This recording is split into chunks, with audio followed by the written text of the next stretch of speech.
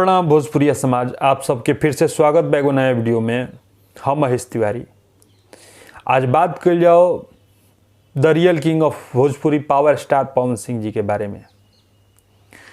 पवन सिंह जी के जैसे ही गाना के रिकॉर्डिंग के पता चलल भोजपुरिया समाज के कि गाना रिकॉर्डिंग हो गई बा, अब गाना जल्द ही ओकरा के फाइनल करके वीडियो बना के रिलीज कल जाई, तो भोजपुरिया समाज पूरा खुश बिया कि चली हमनी के पावर स्टार गाना गा देले, अब हमनी के सुने के मिली।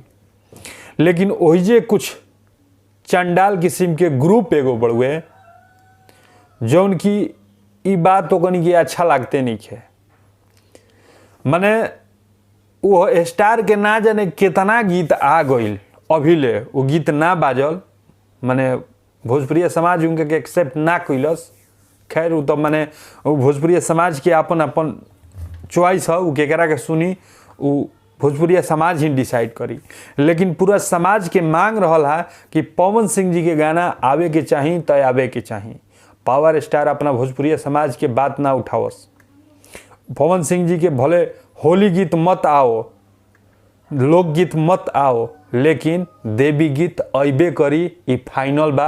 आ जे सोचत रहला, जौन मूर्ख समझत रहला कि पवन सिंह एह बारी ना गई लागत कि देवी गीत, वो महामूर्ख ओकरा के समझल जाई। ऐसे कि दुनिया इधर से उधर हो जाई। पवन सिंह जी जब नवरात्र आई तो भजन गईबे करी हैं।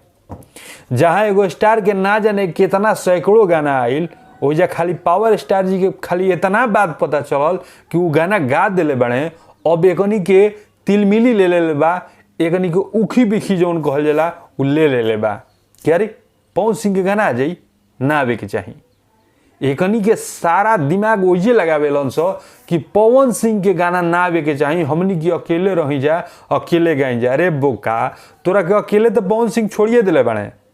पवन सिंह कहाँ तोहनी जरे गाना रिलीज करते रहे, तोहनी के यही खातिर छोड़ल रहला कि तोहनी के जितना भी करे होखे उ कलस अस्थिरा जा। एगो दूगो तीन गो चार गो रोज गीत गावत रह, तू लोग रोज रिलीज करत रह।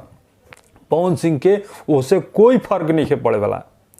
जब तू सारा अपन हथकंडा आजमा ले लो, सब फेल हो गई, तो अब खाली डेट तारा पता चल गई, खाली ई मालूम चल गई कि पवन सिंह गा दिले, इतने पे तार हवा टाइट हो गई। आ जब गाना आ जाई तब का होई।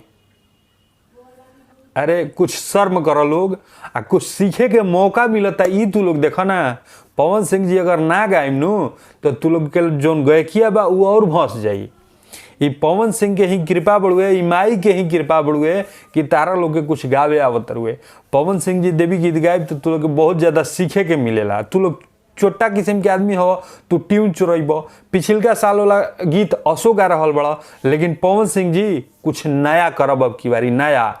आई तू लोग के सौभाग्य बढ़ुए कि मैंने तू लोग ओतहत बड़का गायक के सोझा कुछ गा लेता रह जा। ये तू लोग के सौभाग्य बढ़ुए। वो पावर स्टार तुम्हारा लोग खातिर समय दिले रहले हैं। तू लोग कहे नु कि पवन भैया मानते नहीं हैं खेसारी को।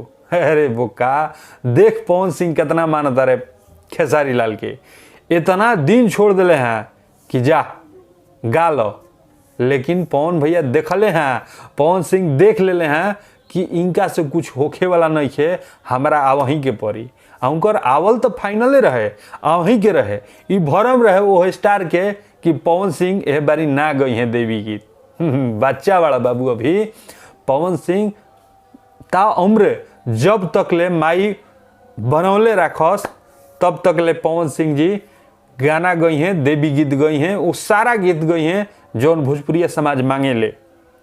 तो चंडाल लोग तू लोग मैंने घबराहट में कुछो कह देता राजा। ऐसे मत करो लोग, धीरज रखो लोग, गाना सुने के मिली, गाना चोरी करे के भी मिली, तू लोग चोरी करी जा।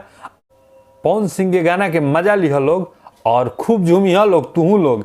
ऐसे कि पवन सिंह के गनवे उहे रहेला, झूमही वाला रहेला, आनंद आ जाला। तो चंडलपन छोड़ दो लोग आ कुछ काम करो लोग। जले से ना होला, जरब जर के मर जीब। ऐसे कुछ मेहनत करो।